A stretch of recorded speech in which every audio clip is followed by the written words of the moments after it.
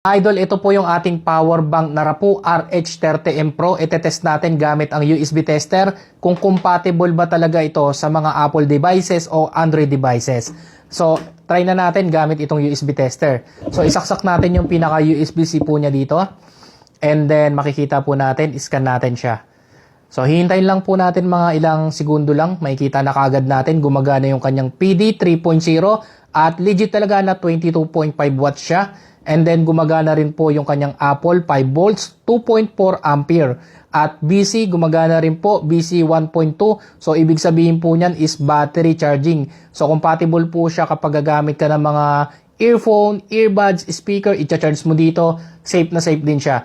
So gumagana rin yung kanyang Samsung AFC, Huawei FCP, at yung kanyang Huawei SCP. At pwede rin siya sa Qualcomm 2.0 at Qualcomm 3.0. So, napakarami niyang charging protocol na supported. Kaya naman, legit na legit talaga tong power bank na to. So, ang kagandahan dito sa power bank na to, mga idol ko, meron po siya ditong tatlong port na output, dalawang USB-A, isang Type-C na merong input at output, at meron din siyang input na micro. So, ibig sabihin po ng input, dito ka po magcha-charge. So, dito naman po, meron siyang built-in dalawang cable, yung kanyang lightning at yung kanyang lightning at yung kanyang Type-C. So napaka-solid, napakaganda, legit na legit. Check mo na lang to sa Yellow Basket kung gusto mo.